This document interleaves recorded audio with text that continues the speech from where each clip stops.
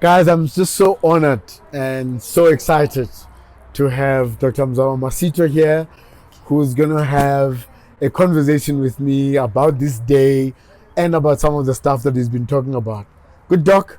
It's good to have you, man. Thank you. Good man, how's the mood been? A bit amazing.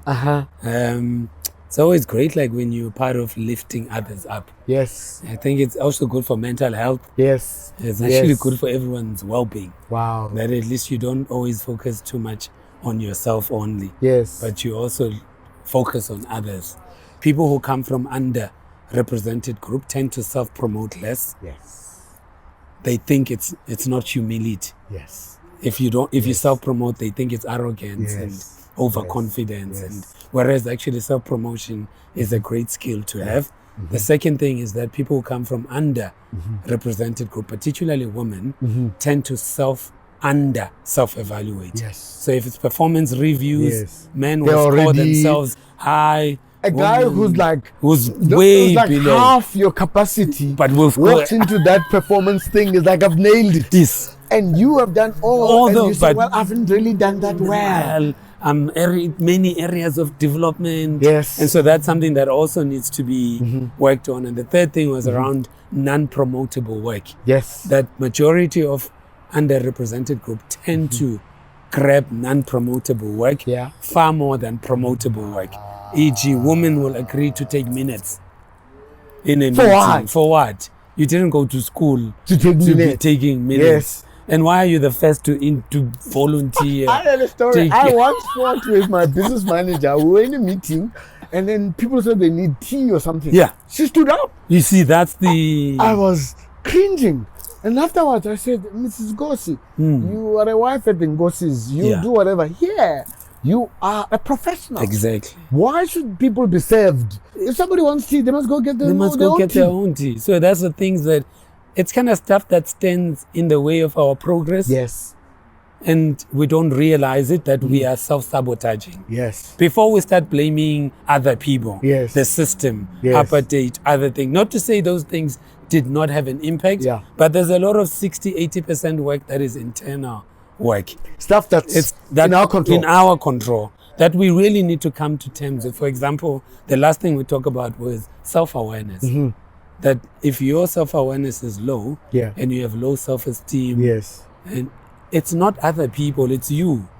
If you don't think you're a great communicator, what did you do to improve So you're putting your concrete wall on your progress. So we're kind of first dealing with the warm-up being, hey, even technology, by the way, is an enabler and a complementer of your strengths. Yes. It is not the thing that's going to replace your strengths. Yes. It has to complement, enable. It's not to solve all problems. It can't. It's not Chase Fluid. It's just going to be solving. It's not. And the thing is, including AI, we decided then with technology, first I gave them tools that they can use living here. Practical tools. Practical stuff. Like Google career certificates on cyber security, developer certification, digital marketing, data analytics, which exist now. They're there. They are there. If they want a career pivot, they want to be digitally savvy, digital literate, they can go in now. And though some of them are free, some of them, they're at a minimum fee in partnership with universities or Coursera. They're there already. It's a choice. And it's a you can decide to go spend that money on something else. But I'm telling them, rock up at the club and spend money, or invest in yourself, and reinvent your skills and improve your digital skills, because now it is digital skills that are going to be looked at more of than the other skills. So then also we had a chat. Then it was, here are the practical tools that you can use, and those who have kids in that group who are already, here are tools that you can use for your kids. To help them read better, to help them code early, to help them with the parents' way of how do you manage your child's digital footprint, and how do you respect privacy, security, how do you increase your own child's privacy, security. There are tools already that do that. And so I demonstrated to them that actually, guys, now as you're sitting here are 5 or 7 tools that exist now. And some of them you don't even have to pay for. Wow. They are open sourced, you can use, and they will improve your life tomorrow. And part of this thing we're doing here is democratizing things. Yes. And making things accessible to more people. All talent want is opportunity. That's all talent wants. And what you're doing here is a great, another moment where you are democratizing opportunity, whether it be in tech, whether it be in other topics. What I hope they will do is pay it forward. Yes. And then they will also share that same knowledge or info or networks they build and pay it forward. Yes. Some people sit and see the world as ending on the borders of the country. Yes. India, China Yep. are making big leaps. Yes. What message do you have both for young people and our leaders? I think I've been lucky in that, having lived in India, lived in the US, lived in the UK, you kind of realize quickly that you need to expand your horizon. Yes. But what I start with, when I said what I've learned from these other countries, and I say to people, let's start with the foundational things that don't change, that we need to respect. The first one is meritocracy. We need meritocracy. We need to obsess with the best person for the job. It can't be cadre. Not the best brow, best family. Can't be cadre deployment. It can't be family nepotism. It can't be. It has to be. We must have an obsession with hiring the best person for the job. Whom we pay well. Whether it's a politician, whether it's in private sector or public sector, a best person for the job. That's the first. I mean, for me, that's like, if we could crack that as the first thing, it's then the second part is pragmatism. We have to not be loyal and dogmatic about any isms. Enclaves, we find ourselves in the isms. So we can't listen to somebody else because already this. It should be pragmatism first. We should be so pragmatic to a point that if an element of capitalism works, we take that. If an element of communism works, we take that.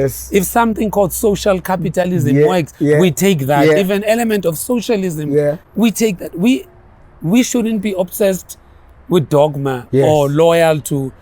We should be loyal to what works. You know, the end goal is what works. You know, like Xi Jinping in China says, it doesn't matter whether the cat is black or white, as long as it catches the mice. We should also be obsessed with what's the end goal? How do we get there? What is the most pragmatic way to get there? And then we should have an obsession, like when in Silicon Valley they talk about adopt, adapt, and when you have time, invent. There is an obsession in nations where you think you should invent everything. China doesn't invent everything. Apple, if you look at Apple, the brand didn't invent the computer, didn't invent the Walkman, a lot of the stuff that Apple has now were invented by someone else. Amazon didn't invent logistics, didn't invent the web, didn't invent e-commerce, didn't invent payment solution. Someone else. All they did was adopt, adapt, make it better, take it to the aggregate, all of that. Same, if you look at Google, Google was not the first to have a search engine. We were last. There were double-digit search engines before Google. But when you do it better, and you adopt and adapt, sometimes you invent. But a nation doesn't have to be known for invention. A nation has to be known for great adapting and adopting, as long as we know our cultural context. And as long as we don't have an inferiority complex about who we are. If you look at Japanese, they didn't invent the car. Toyota, they went to the US, look at Ford, and made it better. They didn't invent Sony. They went and looked at others and created Sony. But what did they do better? They looked at their cultural context and invented a smaller car because their spaces are smaller, invented a smaller TV because their spaces are smaller. So we are not there yet. So if I look at the continent is the next frontier for investment. A lot of things have already been invented. Yeah. So you're saying build on these capabilities first to solve a lot of our intractable problems. Stop thinking that we need to find a new, never been done before solution. It doesn't work that way. Yes. I mean, even in marketing, by the way, we say better always beats first. Yes. Because if I look at all the companies now, the most valuable companies, they were not first. Yes. What they did well, they were better than. Yes. So they offered a solution that was better. Apple offered a MacBook that was better than. Yes. They offered iTunes. Yes. Aggregated music online, better than. A Walkman called iPod, better than the Walkman, Sony Walkman. But it was not first. Yes. Same Google, it was not first, but the search engine was better than.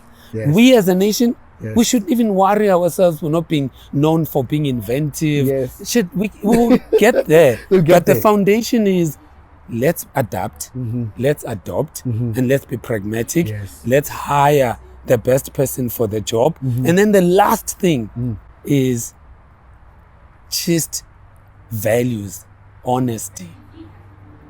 We should value people who are servants and who will not take the bribe, who will have integrity, who we can trust that they will make sure that they will not sell their soul for $1 million tender, or they will do the right thing. So young people look at us and they say, you can't do business without a bit of corruption, with a bit of bribing or whatever. Yeah.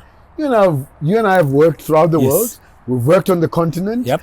We've maintained the same principles up to now. Exactly. And we've been successful. And it works. So why do people come with this notion that you have to thieve in order to succeed? I think there's this danger of this single narratives of there's no way you can do anything without greasing the palm. That nonsense. Which is not true. There are many people who have been successful without losing their values, without losing their integrity, their soul. So I think number 3 for me, I'm learning in all of these companies is where you can do it right and do it with values. It's more sustainable. It's the same thing when we get taught if you don't lie, then you don't have to remember. Because then you don't have to remember what the because if you're lying, you have to keep the story, the narrative tight. And you have to remember all the time. Now, that's bandwidth, mental bandwidth, you could have used inventing or adapting something else. Now your bandwidth is occupied by maintaining the lie.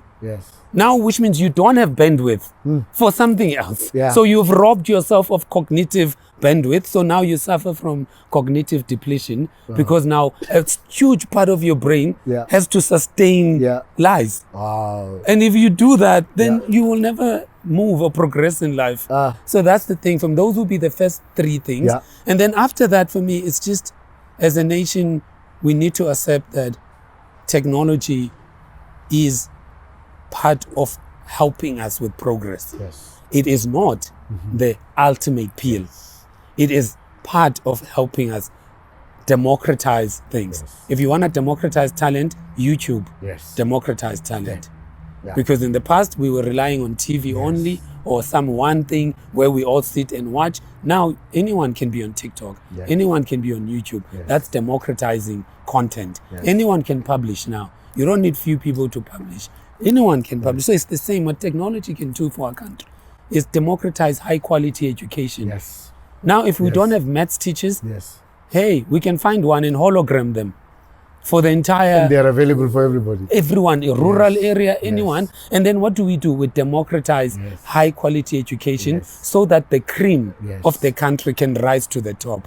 Whether you are rural, township, informal settlement, Cape Flats, or suburb, Bryanston, but the cream will rise to the top because what we do with technology is democratize things. Same with health. You can democratize health. You can democratize scanning for TB, cancer.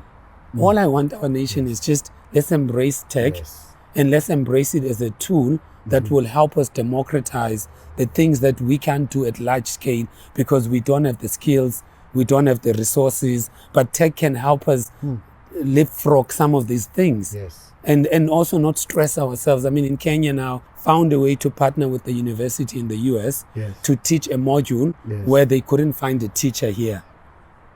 Wow. But now that teachers sitting in the US, they've created the module, and the teachers now, they've also recorded the subjects. It's all on video, and the teachers only has to appear once a week to touch up on the things that were not understood. Wow. And the teacher sits at MIT, sits at Harvard, at Stanford, at all these Ivy Leagues. What have we done? We've democratized. And I think that's what technology can do for the nation. But it's just that the nation also needs to make peace, needs to accept that we are currently not winning at primary school. Yes. Where we're failing is at foundational level. We need to invest at the foundational level. And if we crack foundational level and kids can read for meaning, and they can understand maths. The rest, we're winning. Once we crack grade 0, grade 1 to grade 8, I think as a nation, we don't have to worry ourselves after that. The rest, but we as a nation needs to accept that the foundations are not strong. And we need to tighten the foundations, partly using technology. But not teachers. We're not using technology to replace a teacher. No. We can't replace the teacher. We complement the teacher with technology. And the teacher becomes better. Exactly. Yeah. You see, like, and where the teacher doesn't understand the concept, AI algorithm kicks in and teaches that module. With voice assistant. The teacher complements AI. But we are not. We like these extremes. Yes, these are. We like the either or. Oh, it's end to end. It's never either or. It's we end battle end. with paradox thinking. Yes, and we can't hold. That's why I feel like we have a problem where Gen Z millennia cancels people a lot, and they're more woke in that they cannot hold two truths. Yes. Together. It's either or. And it's violently opposed. Whereas they can understand that you can be non-violent and racist. And still be a good human being. You can be all these things. Even, I mean, Martin Luther King used to say, when you talk about a great human being, always add a conjunction. Always say, so-and-so is great, but, however. You always have to tell a full story. You can say Mandela is a great man. Even Mandela himself said, but I am not a saint. But if I am a saint is a sinner who keeps trying. So he himself, he admits that he has areas of development. He is imperfect, but he's also have areas where he is perfect. I don't think we are able now. Like, we live in a generation where end-to-end is a struggle. It has to be Lincoln, you either in my corner or you're not. Then I cancel you. Whereas it's just, and I can't get anything from you. It's not right. So we have a lot of work to do. My brother, I just want to say a huge thank you. Thank you. For the inspiration you've brought to the young people, for your incredible work on the continent, for the frontiers that you are pushing. I value you and appreciate you, and thank you so much. Thank you very much. I also want to say thank you to you and what you're doing with the Lincoln Mali Leadership Foundation.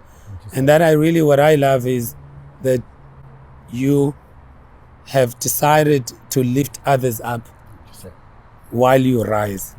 And for me, that is amazing. That's role modeling stuff. That's role modeling stuff. And also as a black male.